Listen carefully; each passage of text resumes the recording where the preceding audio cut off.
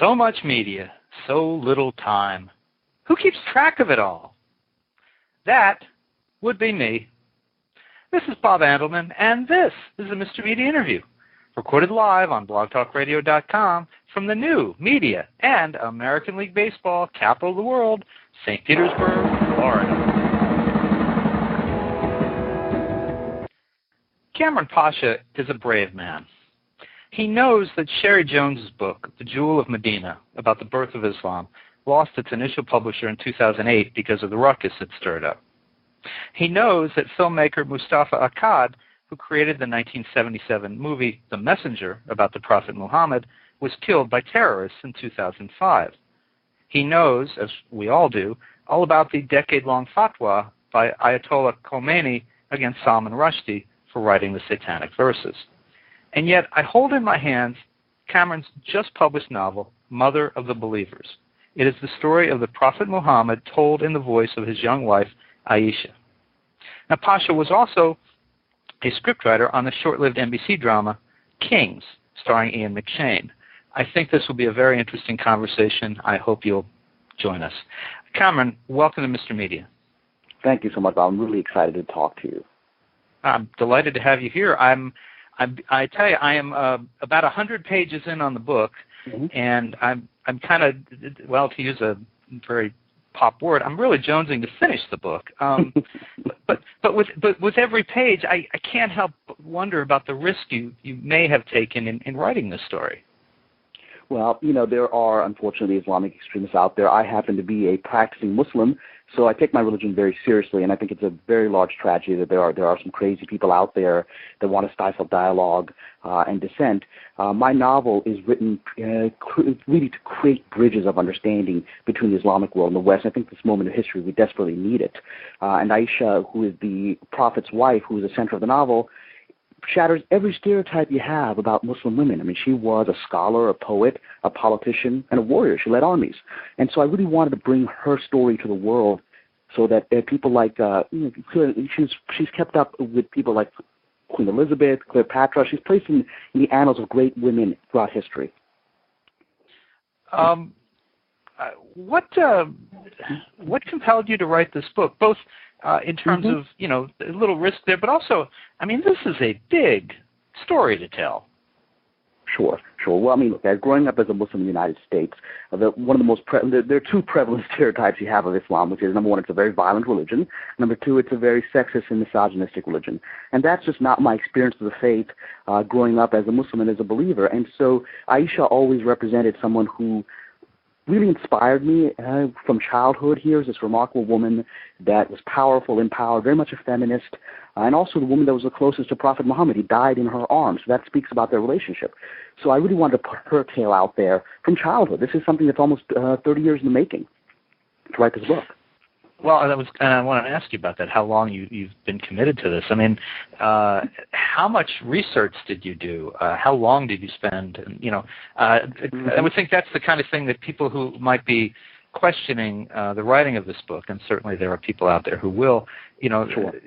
One of the things you can probably do to reassure them is tell them how much time you spent and effort in trying to, you know, get it right. Absolutely. Well, you know, like I said, I've been thinking about this topic since I was a boy. Back to the days of the Iranian hostage crisis, where I first watched that on television, and I thought, wow, you know, this is a horrible image of people are getting of Islam, and it got worse in the years that came.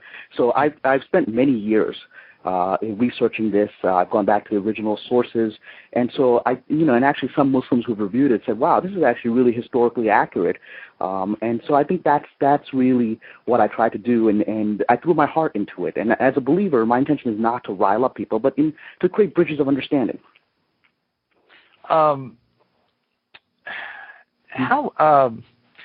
You're not. You were born in Pakistan and grew up in Brooklyn, of all places. Yeah, I actually grew up in a Hasidic Jewish neighborhood, which was fun to be this one Muslim boy in the Hasidic neighborhood in Brooklyn. So, I mean, it must make it all the more challenging to have retained your faith, or your are your parents Muslim?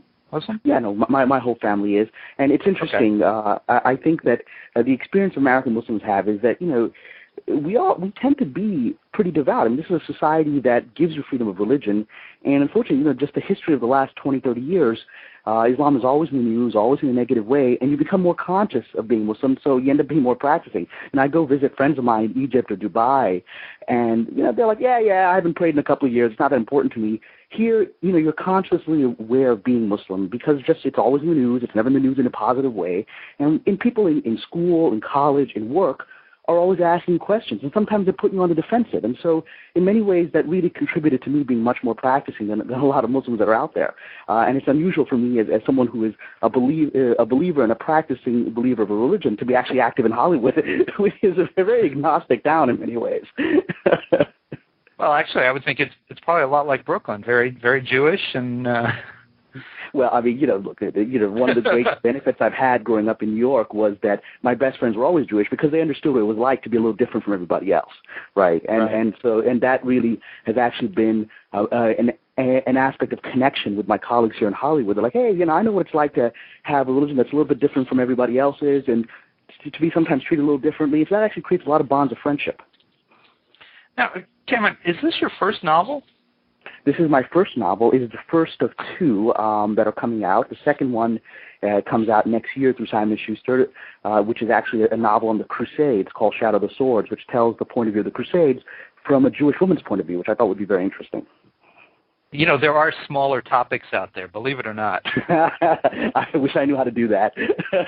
All I know is, I'll tell you, the reason I got inspired, both as a writer and as a filmmaker about these big topics, is the first movie I saw when I came to Brooklyn when I was 4, 10 Commandments, which is such a huge epic. Charlton Heston as Moses, and that really still to this day, that's the scale of which I'm inspired to write.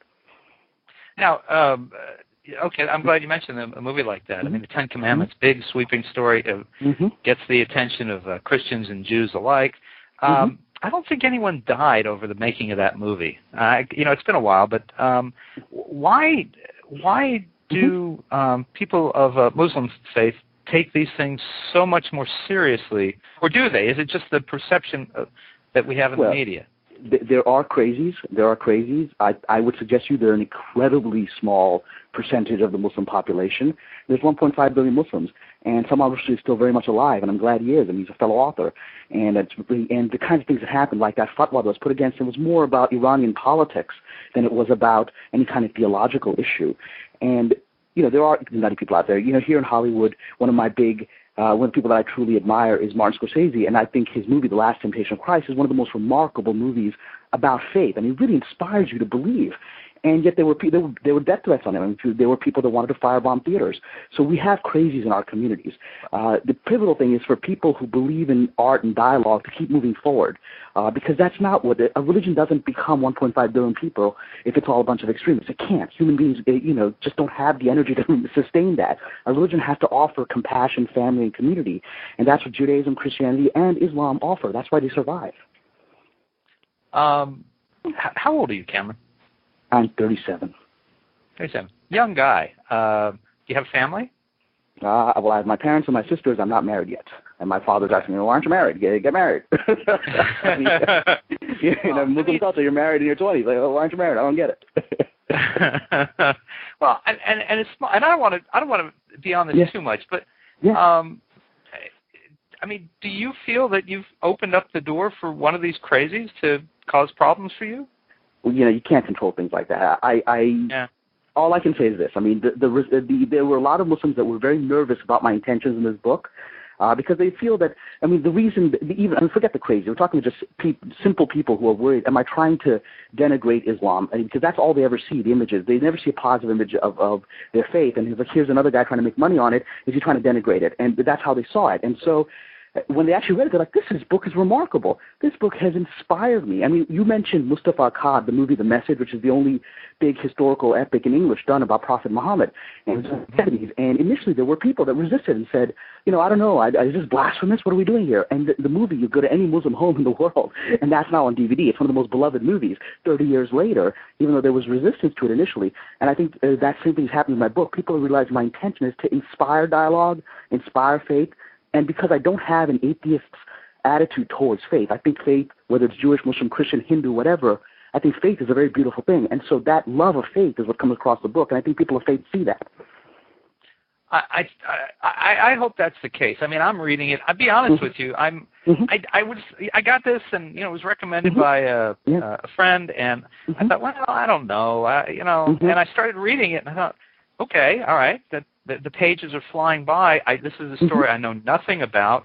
It's fascinating to me. The comparison I guess I would make is Will Eisner, comic book artist, did a book called the Plot. It was about books done in the turn of the century to poison people around the world against Jews. And then if you read it, you suddenly go, I didn't know a lot of this stuff, and it kind of opens up your mind to things. And that's the way I'm kind of treating Mother of the Believers. It's fascinating to me.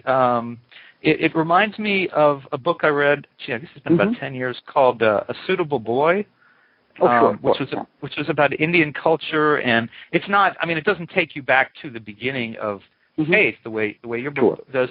But for someone, a very Western person like myself, I think very American, very dyed in the wool. It's an opportunity to read about something you know nothing about and gain a deeper understanding, I think. Plus, it's told extremely well. Well, thank you. That means a lot to me. And there's something I say in my foreword, and I actually believe this. It's not just hyperbole. I do believe that art is inspired by something bigger than us. I believe that a divine force guides art because it's trying to express its creativity. And so to whatever extent this book is a good book, I have to credit God. And to whatever extent it doesn't work, it's my fault. But I'm proud that I think there was a lot of channeling going on here. And really, when I look back at the book and I read it, there's huge sections that I don't even remember writing, and they're always the best sections. It's like, wow, I don't remember writing any of this. To me, it's new. Maybe I didn't write it. Maybe something bigger than me wrote it. I don't know. I understand that. Having written a number of books, I've gone back and been like, "Oh, this reads really well. I don't remember this. This is nice. This is very nice." Yeah, we're conduits. I mean, artists are conduits. I believe that. I want to go back to the research. How did you? There's so many sources. I mean, you make the point in the introduction that there was a phenomenal amount written about Prophet Muhammad during his time. And I think that's going to be amazing for people today to realize. But how did you decide between, for example, competing facts where that was the case? It's a really good question, because there are multiple accounts, and the early Islamic historians, the earliest biography of the Prophet is written about 80, 90 years after his death, where there's still people alive that knew him, and so. That book, and I have a copy of it in English. I mean, it's a huge compendium of the earliest accounts, and often they'll have 2, 3, or 4 different accounts of how an event happened, and the historian simply puts all 4 of them and says, one of these happened, or something like it happened. You decide, right? But these are the accounts I've got, and so as a writer, I had to make choices, and that's where I think the creativity comes in, and so I would go into, when I'm picking accounts in order to weave the tale, what moves me emotionally? What fits into my understanding as a human being and as a believer? Because that's all you can do. And I think that's what human memory is, both individual and as a civilization. We look back and we try to make sense of things in ways that our heart is guiding us to. Is that an accurate perception of how it happened? That's impossible to tell, right? I mean, all you can go is what your heart tells you. And that's how I try to weave the story together in ways that made sense to me. You discover facts about Muhammad that did not complement your view of him in the early days of the religion? And how do you deal with those?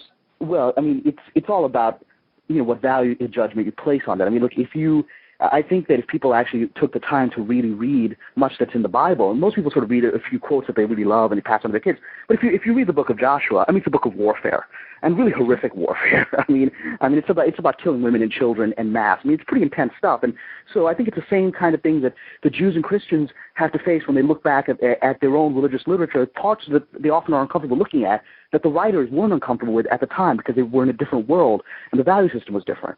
And so I think that the earliest accounts of the Prophet, they have no problem showing the entire Muslim community as very flawed and very human, because they didn't have any kind of value system to try to make these people saints or icons. In fact, it violates, I think much like Judaism, it violates the tenets of Islam to try to put a human being up as a god. I mean, the prophet in the earliest accounts written by Muslims is shown as a human being with desires, with passions and feelings. And, he's criticized in the Quran several times for making mistakes. And so, that humanity is what connects me to these early people. It actually, whenever I would read events and people are like, wow, this really happened? Well, here's this battle and this is how it played out. It actually made me closer to them because I realized they're just human beings like me trying to survive in a really dangerous world. And that really creates a sense of empathy. Did you have a person or persons that you would go to and say, listen, I've read this, and I've read this.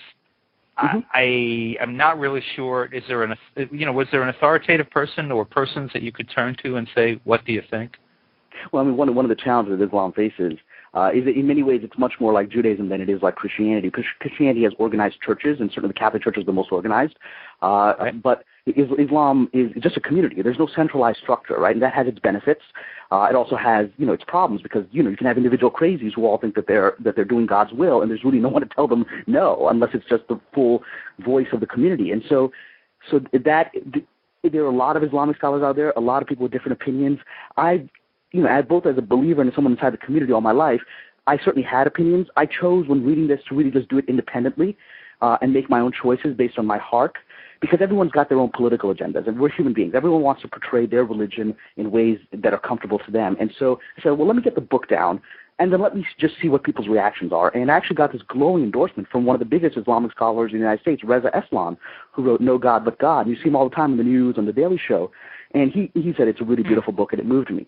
So I chose to wait until I had a book to get people's reactions to, because I know everyone's got their perspective, and I had to be true to my perspective first. Hello, Bob. I think I've lost you, so I apologize to your listeners. I'm going to try to call you again. So one of the challenges of radio. I'll be back in a second. Hey, folks, I'm sorry. I'm hoping Kamran will call right back. I lost. So bear with me a minute. Let me see what I can do here.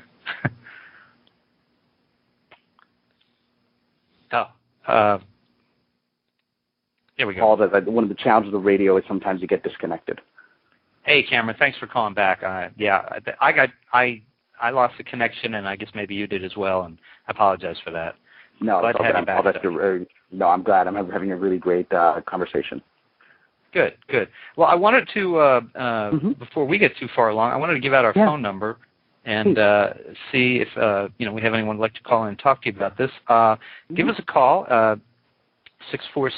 646-595-3135. I'll just remind you, I'm talking to Kamran Pasha, the author of Mother of the Believers, and Kamran was also a writer on Kings, the NBC series that sadly, didn't last too long. And I want to talk to you about that in a little bit. Sure. And when we were so rudely interrupted by our various technical difficulties, and I apologize if you're having to repeat this, but so I was asking about authoritative sources to check the facts with, and you were saying, and I thought it was a very interesting thing, that in this regard, that Islam is closer to Judaism than to Christianity in the way that it is or is not organized. So, and this is where I lost you. Yeah. Well, in most ways, I mean, one of the reasons I have so many Jewish friends and felt very comfortable in many ways in the Jewish community in Brooklyn was that Islam and Judaism are actually very much sister religions. Christianity is sort of a little bit, they're all part of the same Abrahamic family, but Christianity's theology and structure is very, very different from Judaism and Islam. They're very much Semitic religions. They understand each other. I mean, they have a very similar understanding of what monotheism is. For example, the Trinity of Christianity doesn't really work in Judaism or Islam, and the idea that God, in both Judaism and Islam, God is infinite and everywhere. He doesn't manifest in one single person, whereas in Christianity, he manifests in the form of Christ, right? And so there are some really big theological differences with our Christian brothers, and structurally it's very similar. We've got a lot of rules, and the kosher food rules are very similar to Islamic halal rules. We both don't eat pork. We have ritualized prayers, specific days of fasting, and even the calendars are similar. I mean, both the Jewish and Muslim calendars, they begin with the sundown. Sundown begins the next day. And so we are very, in many ways, we're very brethren community in our understanding of faith. And And, some of the things that are happening in the Middle East right now are very tragic because historically, when we had our ups and downs, but historically Jews and Muslims got along reasonably well, especially in places like Spain, where Jews were very prominent in Islamic Spain, and in Turkey, in Ottoman Turkey, where Jews rose to the level of prime ministers of the government. And so, when the Reconquista happened and the Inquisition in Spain, the Jewish community of Spain fled to the Muslim world because they said, okay, we're going to be in a better place there. So, a lot of what's happening right now in the Middle East is very tragic because I think we've forgotten who we are and our relationship with each other. Mm. So I hate to say this in such a cliched way, but why can't we all just get along? I mean, you're right. I mean, in reading the book, I read things about the general tenets of faith and. And who couldn't agree with these things? Where do we go so wrong? Well, I mean, when you go further into the book, I mean, it is, the birth of any new religion is always threatening to whatever's going on before. And so, you're about 100 pages into the book, and further into the book, you're going to get, there was an established Jewish community in Arabia that the early Muslims interacted with, and initially they were allies. They were allies in a treaty, and then just relationships started going wrong as there are differences in tenets between Islam and Judaism, even though they're very similar. When you have a man suddenly pop up and claim to be a prophet, just like Moses and Elijah, a lot of Jews say, well, that's not really, you're not really a prophet in our tradition. It's similar, but it's not the same, and we're not going to accept you as our prophet. And that's completely fair. That's a different religion. But, that creates tension when you suddenly, Islam, a new religion that's being attacked left and right, and it's turning to Judaism for credibility. Suddenly, Jews are like, well, I don't think this is a real religion. And so that's going to create lots of tensions. And so in my book, I deal very openly with how the relationship in the early Muslim community between the Jews and the Muslims evolved and actually got poisoned at certain times and ended up fighting each other. And it's really tragic. But the way I do it is say, okay, well, you know what?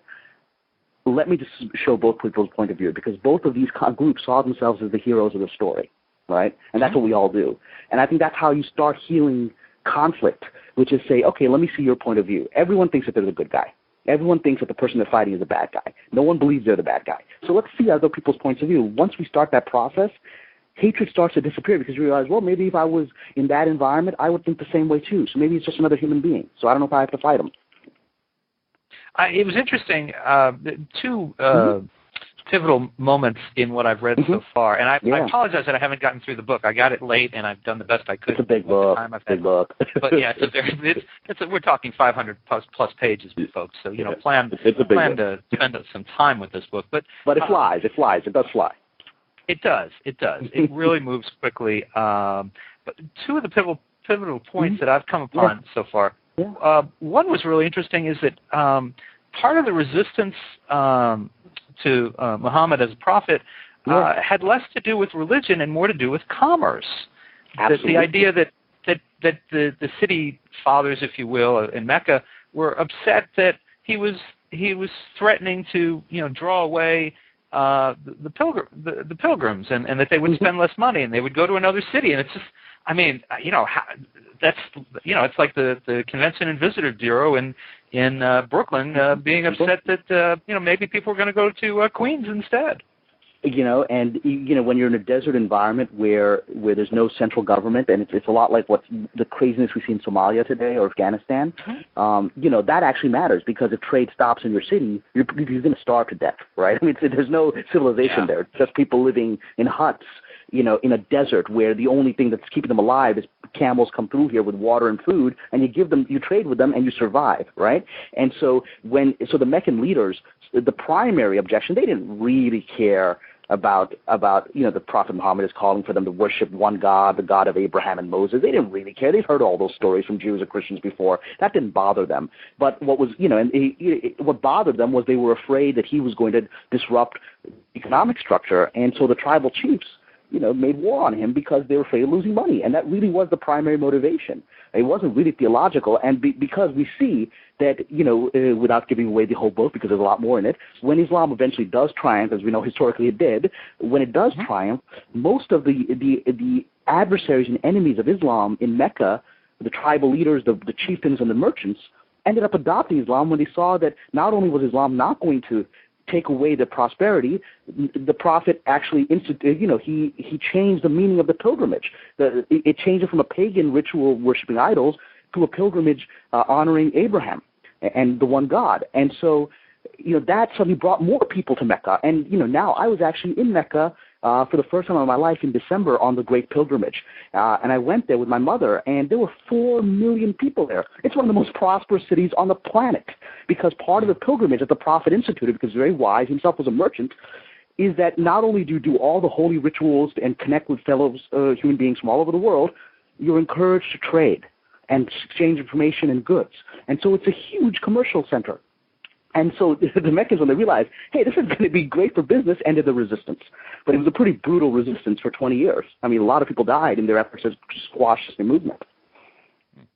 Now, the other moment that I was referring to that I saw as kind of pivotal, maybe I was reading too quickly, but I didn't quite follow what happened. When Umar visits his sister, I don't want to give away too much, but when he visits his sister, after finding out that his sister has been secretly following Prophet Muhammad, he has this moment. Is it like a divine moment? Was there something that struck him? I didn't entirely get, from what I read, why he had this sudden and abrupt change of heart. Well, the character referred to is Umar, who was the worst enemy of Islam in its initial years. I mean, he was a violent and brutal man, and he had the incident you're describing is this very famous conversion incident where he went from being the most dangerous, physically dangerous enemy of the early Muslims to becoming a Muslim and becoming its greatest champion. He actually, after the Prophet died, he became the second leader of the entire community, and he actually led the major conquest. And he was the one that actually pushed the Byzantines out of Jerusalem and conquered Jerusalem, and then allowed Jews to return to Jerusalem because Christians wouldn't let them go to Jerusalem. And so, he's just really remarkable. He's one of the great leaders of human history, and that conversion moment is actually quite, remarkable. It's one of the Muslims take great pride in because, according to the historical accounts that we have, that's how it happened. He found out he was actually on his way to assassinate Muhammad. He was on his way to kill. Right. And then he heard someone told him, well, look, your sister's a Muslim. Why don't you take care of her first before you try to kill this guy? And he was so outraged, he went to his sister, he beat her up, and she refused to renounce the faith. He said, well, what is this thing that's bewitched you? And she gave him a copy of the Quran, a very famous chapter called Taha, and he reads it. And without any explanation, he gets up, walks to Muhammad's house, and everyone's ready because they've heard he's there to assassinate him. So everyone's ready and waiting for a possible attack, and he just converts right there. And it's one of the most remarkable moments in history because at the end of the day, it's people, what I've discovered with faith, and I think anyone who's ever embraced the faith, whether converting to a new one or going back and rediscovering the faith of their childhood, there's just this moment where you can't explain, where something happens to you and your worldview changes. And, I've met so many people who and that's why Christians like to use the word born again. Because something, when you really embrace the faith and it really gets into your heart, something magical does happen, and you can't quantify it, you can't explain it. There's no rational explanation for it. And yet this man went on to become perhaps the greatest leader of Islam after the Prophet. And so I intentionally wrote it in a way to create that sense of mystery because faith is mysterious. There's no answer, and that's its glory and its mystery. Okay, so it's not entirely that I missed something. There is a little mystery still there. Yeah, and that should be the case. I mean, why do any of us believe? I mean, the question that I ask in the book, which I won't reveal the answer to, but the first question I ask a few times in the book, and I actually answered at the end, is what is faith? Because that's a question I've always been struggling with. Like, why do we believe? Why do I choose to believe when the five senses and rationalists tell me not to? Because there's something deeper inside of me that says there's more going on than what your senses are telling you. Let me ask you about Aisha, who is the narrator and the storyteller here. Okay, you're a 37-year-old man, and you put yourself in the position of telling the story of someone who starts very young with her memories and telling the story. Wouldn't it have been easier to find maybe Umar or a man's voice to tell the story in? I know Aisha is very important to the story, but that's got to be even multiplying the challenge even further. Yeah, I mean, it is multiplying the challenge, and I'm very honest that, look, I'm a man, and so, I'm not going to pretend to see the world the way a woman would see it. I just don't have that life experience. But I do have the life experience of being in a family of very strong women. I don't have any brothers. I just have sisters and a very, very domineering mother who's very passionate, who's very much a new Aisha. And so, and I grew up with them, and I saw how they saw life, and I saw what Islam meant to them, and how I saw that in many ways they were more devout than most of the Muslim men, and yet you have this religion of with this bad rap that's misogynistic religion, and so that always intrigued me. And so it's my lifelong interaction with Muslim women that I think brings authenticity. And to me, it's more interesting telling it from her point of view because she was so pivotal. Yeah, telling it from Omar's point of view, well, okay, great, he's a man, he's a warrior, he's a leader. We've seen that perspective many times.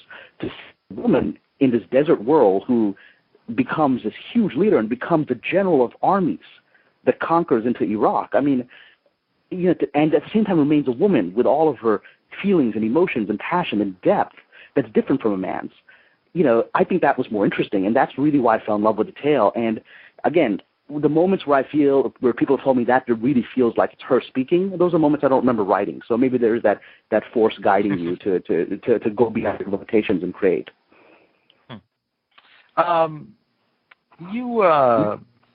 You wrote in a Washington Post op-ed that, and we discussed a little of this, that you couldn't possibly tell every detail of the Prophet's story. What I was curious about is what kind of editing decisions did you have to make in terms of I'll use the Hollywood term, what did you leave on the cutting room floor, even in writing a 500-plus page novel? Well, I left half the book because the original outline was would have been 1,000 pages, and my publisher would have fainted. They would have like, you're a first-time novelist, no one's ever heard of you, and you're expecting them to pick up a 1,000-page novel. It's not going to happen. And so the first draft, what ended up being 700 pages, and I lost. There are things that are very important to me that I lost. Even though I think they're covered well enough in the book. There was a huge section that I created that's purely the Jewish point of view, that's trying to show the Jewish point of view about Islam and about the Prophet and, why they mistrusted him, why they ultimately ended up having war with him. And because I really didn't want anyone to accuse me, because, because just like the book of Joshua, the book of Exodus, I mean, there's pretty intense battle sequences because they happen, because these communities were trying to survive in a horrific world. And I show some pretty intense massacres and horrible things that just happened in that world, that just like they happen in the Bible. And I think for a lot of people, because the Jewish communities of Arabia lost that battle. They fought the Prophet and they lost, and it didn't end well for them. And so I wanted, in a world post-Holocaust, I didn't want people to say, well, this guy's being very unsympathetic towards the Jews who lose this battle and then their soldiers are all executed and all that stuff. That's pretty, is he anti-Semitic? What's that all about? So I said, I want to really show their point of view because I want to be honest to it and fair to it. Because at the end of the day, the book is still the Muslim point of view, and so Muslims saw themselves as the heroes. They saw anybody who fought them as their enemy and the bad guys, and so that's going to come across. But that's still there. That's still there, Bob. Much of that perspective is still there. But there was huge sections of it that were just lost because they weren't central to the story of Aisha. They were central to other characters, and so I had to cut them. And I feel sad at that. Maybe one day I'll be able to put out, an unabridged edition, if this thing becomes a huge bestseller or something, where I can really talk about that because I think it's important. Now, how did you wind up in Hollywood? I read a little bit about your background. I know you worked for Knight Ridder, I think. You're a reporter, but since then, you did you did a video. You wrote a video game for 50 Cent. You worked on Showtime Sleeper Cell. You worked on NBC's remake of Bionic Woman, and then Kings, of course. How did the career change happen for you? Well, it was something that was perhaps inevitable. I actually moved to Los Angeles in April of 2001 with the intention of I knew I was a writer, and to really use those skills to try to break into Hollywood and to try to change this horrible image that people have of Islam. And, of course, I arrived there, and 6 months later you have September 11th, right? And so I was like, wow, okay, I got a lot of work to do. I have a lot of work to do here. And that whatever image I thought was a problem for the last 20 years just quantum leaped to another place, right?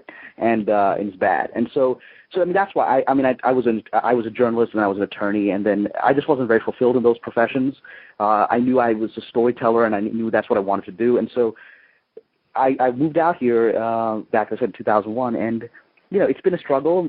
Half of the last 8 years has been a terrible struggle because you don't really have a community to support you.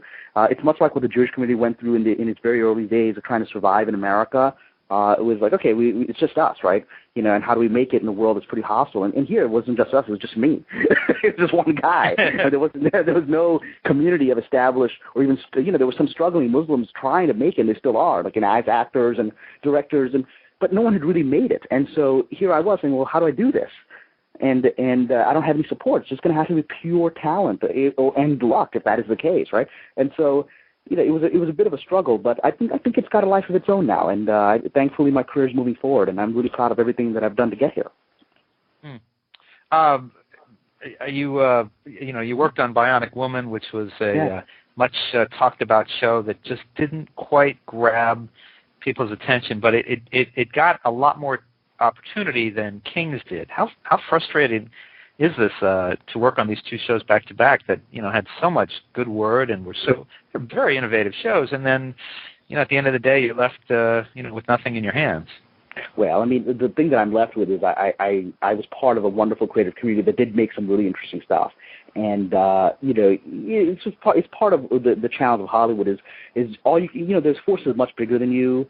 There's hundreds of millions of dollars at stake. There's powerful executives who are trying to factor in all kinds of issues beyond your agenda of getting your show to succeed. And so you just have to go with the flow. I mean, it's a blessing to be here to do what I do, and some of the stuff is really wonderful, and especially Kings, which unfortunately hasn't gotten the ratings it deserves, is a really remarkable show. And and for those who haven't watched it, it's a modern day retelling of the story of King David from the Bible. And it's just set in a modern world with Ian McShane playing the equivalent of King Saul. If you remember the story, David supplanted Saul and was a second king of Israel, and he took over after his conflict with Saul. And so we try to recreate that in a modern world, and we did a very wonderful show, and its future is in the hands of God. I mean, all you can do is be proud of what you did. So the show hasn't been canceled per se; it's just been pulled for the time being? Well, my understanding, that could change today. You never know in Hollywood. Every day is a new day, right? So my understanding as of this moment is that it was on the Sunday nights against The Simpsons, which is a tough slot. So I understand they're moving it to Saturday nights, hoping people might watch it there. It's challenging because we've lost America has lost Saturday night TV culture that existed when I was a kid. In the 80s, people staying home and watching TV on Saturday nights, that's really sort of lost. So, we'll see if it can make it there. Again, I did my part, and now this force is greater than me in charge. But I do know that what we did, and if those of you who haven't seen the show, I really urge you to just watch it. Watch one episode. It'll hook you in. You're like, I haven't seen anything like this since The West Wing. I saw the first episode, and if you're a fan of Deadwood, which is where most people know Ian McShane from, I mean it's Deadwood right at the beginning there. He's out there in his robe, looking over his I don't know, I don't want to call it a porch, a portico, or whatever you want to call it, and it's just so reminiscent of Deadwood and the way he speaks, and it's Ian McShane. You watch it once, you have to keep watching. I mean, the man commands the screen. He does, and he's a wonderful person. I mean, even for me, I was a fan of Deadwood, and to actually get to work with him and get to know him as a person was really remarkable. He's a very intelligent man, and he's very well read. He's very up on what's happening in the world, and he's just a good-hearted professional. He really commanded that set, literally like a king, and he forced all of us to really raise our bar to a very high level, to service his genius, and I think it worked. All right, it's 5 years later. Now you're looking back on Kings. Can you tell me a good story about Ian McShane? Oh, let's see. Well, what can I do? The last thing I want is Ian McShane. Wake up in the night, Ian McShane is standing over my bed with a knife in his hand. No, he's a complete sweetheart.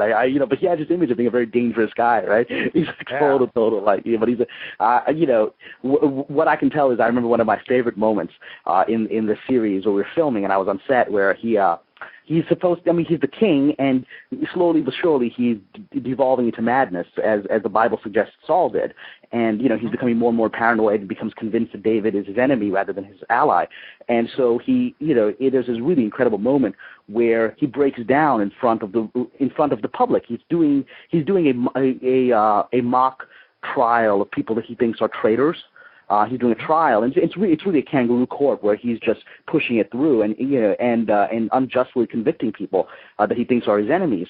And he's a beloved king, so the public is beginning to get a little nervous. Like, well, he's acting very strange because it's a public trial. He's presiding over it, and then one of the witnesses recants and accuses him of manipulating the events, and he explodes. And McShane, he had a gavel in his hand as the judge, and he just ad-libbed at that moment that he was supposed to explode and just proclaim everybody, including the public, to be traitors to him, and he just starts throwing the gavel, and we're all ducking because that wasn't in the script. But he throws the gavel, and it's just like, oh, look out, you're gonna get killed by McShane.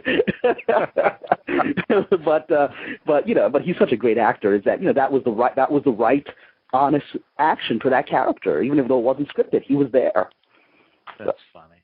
Yeah. Well, I hope certainly that the shows that have been completed and produced get to air, and maybe something we'll have one of those miraculous spring pickups, and you guys will get to continue telling the story. Will you if the show gets picked up? Will you continue with it, or?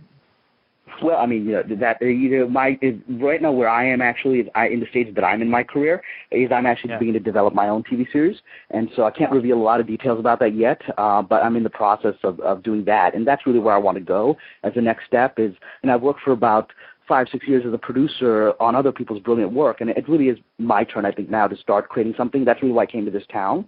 So that's really what my focus is. My focus right now is promoting this novel, letting people know about it, and start developing my own TV series, and hopefully you get to hear about that in the near future in the news, if I can get all these contracts signed and make it all happen. But it's actually, but God willing, we're moving forward. You know how Hollywood is. You can't reveal too much until everything's signed. Exactly. Well, listen, I want to ask you about one more thing. You've been very gracious with your time. You wrote a fairly serious piece in the Huffington Post a few days ago about why Muslims, yourself included, have left the Republican Party. So, in a moment or two, I hate to reduce it to that, but what's that all about? Why has that happened, and why were Muslims in the Republican Party to begin with? That kind of surprised me anyway. That surprised a lot of people, but I mean, look, Muslims are a very large and diverse group. In America, there's a combination between sort of African Americans who've been Muslim for several generations in the United States, and a lot of converts and all these immigrants from the Muslim world. I am of that last group. I mean, I was born in Pakistan, and so I'm speaking for them. And most of the immigrants that I knew being raised in New York were passionate Republicans in the 80s because they had the immigrant mindset, which is that they came to this country as entrepreneurs. They wanted low taxes so they could start their businesses. They were traditionally conservative in their family life, which most Muslims still are. Most Muslims are pretty socially conservative, right? And so they felt the Republican Republican Party shared those values. And we all also thought that people like President George H.W. Bush, the last president's father, was very sympathetic towards the Palestinians. And so we thought, okay, well, this party at least seems to share some of our values. In fact, I would suggest most of them. And then, I was a very active Republican. I got involved with President Bush from the first President Bush, his campaign when I was in college, and I was a very passionate supporter. And then something started happening. During the first Gulf War, some really ugly things started happening where a lot of prejudices against Islam started being voiced within the Republican Party, which I had never heard before. The Gulf War brought out this thing where people are like, well, this isn't just a war against Saddam Hussein who invaded another country and is threatening our oil resources. This is a war against Muslims. And then it started going to the level of, this is a war against Muslims that was prophesied in as Armageddon. And then I was like, whoa, what is this? And then suddenly all these strange religious overtones started coming in. And so the party that was, for me, and I don't want to offend anybody in the audience. I know the Republicans are listening, and I'm saying to you as someone who was a member of your party and very deeply was committed to it. The party that I believed in was a party of small government, low taxes, entrepreneurialism, and family values. And then it started becoming all of that, but actually not even all that. It started, in my opinion, transforming to something that became the party of big government, as long as it's big government cloaked in nationalism, big military-industrial complex, interference in people's private lives, imposition of religious values on others, and then, all these other things. I was like, whoa, wait a minute, this isn't why I was involved. And I left the party really brokenhearted because it didn't want me. I would go to college Republican meetings at Dartmouth where I was an undergraduate, and the level of open disrespect towards Muslims was very clear. And I was like, guys, why are you saying this? I'm one of them too. He's like, oh, you're one of the good ones. But but the rest of these guys are all bad ones. Like, these guys are me. What do you mean me? Yeah. And so that, I mean, people are shocked to learn that American Muslims, were Republican all the way into 2001. I mean, it was American Muslims that actually voted en masse for George Bush the first time because they thought he represented those values. And after September 11th, in my opinion, the party became something that was just very destructive and very divisive, and became instead of the party of small government, which I think is still represented by people like Ron Paul that I really admire. It became the party of this global imperialism and this sort of crude nationalism that wasn't what it was about, and linked itself to religious fanaticism, in my opinion. And so as people left, the Muslim community left the party en masse in 2002, and they sort of held their noses and went for the Democrats because they still shared a lot of disagreements with that party. And so what do you do? I mean, that's the challenge, is that in some ways, I go to the Republican Party and there's a lot of people that just don't want me to be a member because they see me as a fifth column. When I posted that thing on the Huffington Post, if you see some of those comments, there were some crazy comments by people saying, we're glad you left. You're a traitor. We don't want your people in this country. We're glad, and there wasn't a renunciation of this bigotry. It was embracing it. And then the Democrats, there's still disagreements on a lot of foreign policy issues. I fundamentally deeply disagree with the Democratic approaches to economics right now. I mean, I voted for President Obama, but I think he's completely wrong with these bailouts that were started by Bush, but he's continuing them. And those are issues I have real issues with the president about. But, at least he's not openly saying, let's kill these people. And so what do you do? Right? I mean, you're stuck between a rock and a hard place. So to speak, yeah. It's always interesting that, people just won't brook any debate or discussion about things that, they take as articles of faith. I don't know. Well, listen, I've kept you a good long time here, and I want to tell everybody you can order Kamran Pasha's book, Mother of the Believers, at great bookstores everywhere or on mrmedia.com, mrmedia.com.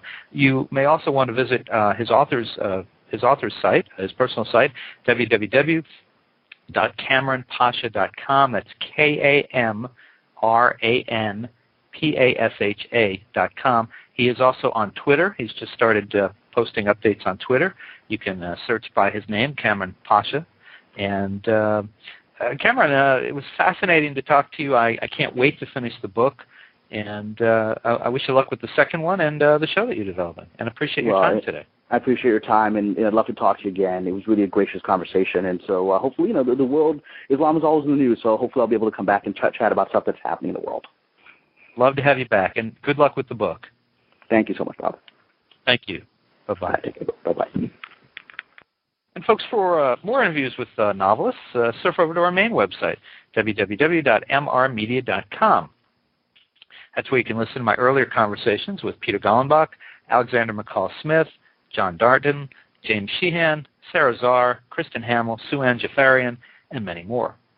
And please think about writing an online review of Mr. Media, casting a vote for Mr. Media, or marking Mr. Media as one of your favorites, whether you listen on Blog Talk Radio, Pointer Online, Digital Journal, MySpace, Vox, Podcast Pickle, Folio, Mediafly, Podfeed.net, Blueberry, Zencast, or Odeo.